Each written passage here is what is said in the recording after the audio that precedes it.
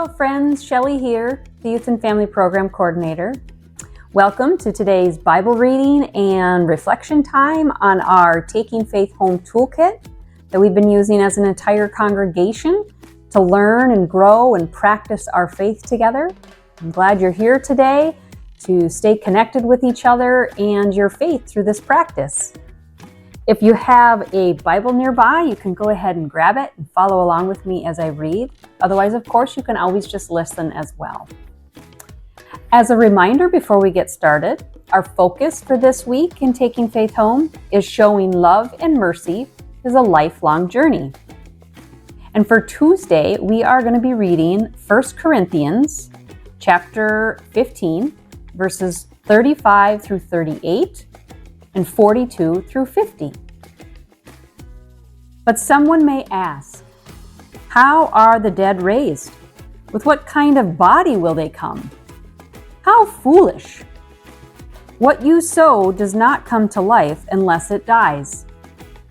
When you sow, you do not plant the body that will be, but just a seed, perhaps of wheat or of something else. But God gives it a body as He has determined, and to each kind of seed He gives its own body.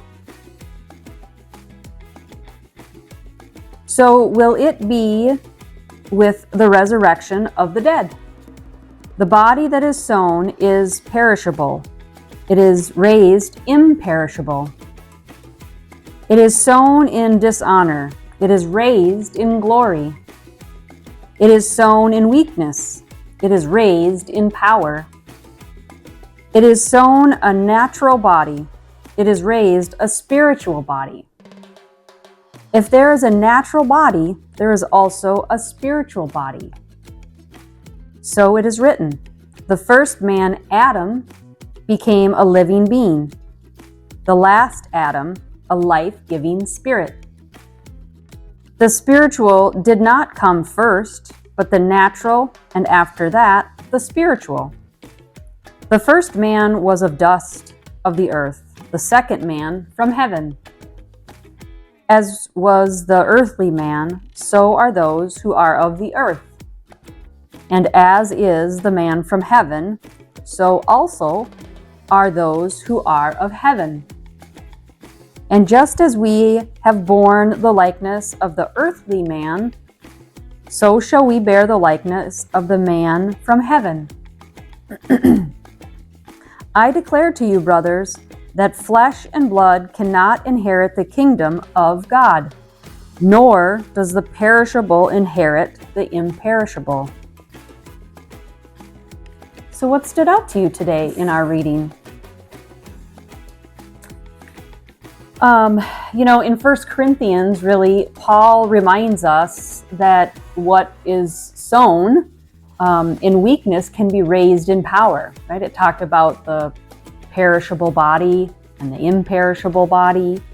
The seed starts off as this small little seed and it grows into this large plant, so it can really have a lot of power, this little tiny seed.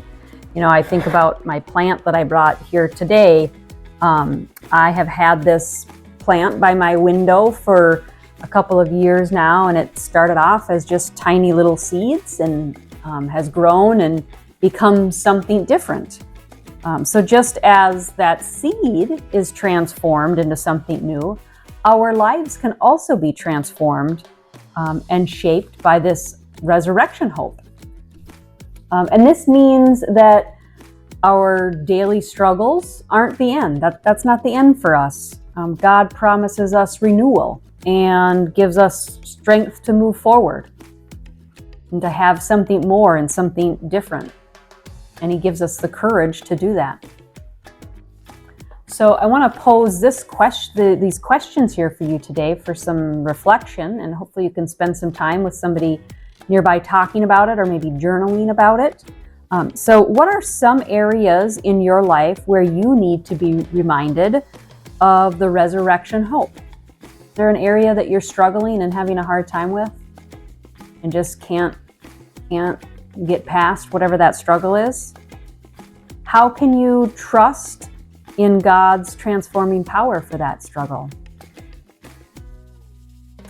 And it's always a great way to try to figure out how can you take these reflections and put them into action in your daily life.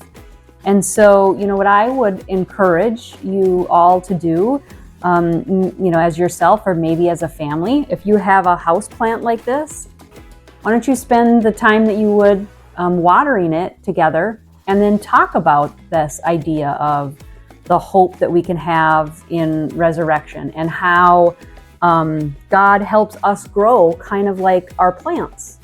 So as you're watering the plant, that would be a great thing to spend a little time talking about. You can all water plants together. Maybe you have a few of them and you can each take your turn and kind of share, what are things growing in you that might be from God. Well, again, I hope you have some folks close by you can spend some time with that, or of course you can always pray to God too and have the conversation with God as well. I hope you're having a wonderful day. I hope you enjoyed our reflection. And if you did, and you do talk about some of the different ways you're growing, I encourage you to add those as comments possibly to our postings. And I also encourage you to share the postings as well with anybody that you think might enjoy these reflections, and maybe you two can have a conversation together even if you're not right there together with each other. So have a wonderful day, and I look forward to seeing you all again very soon.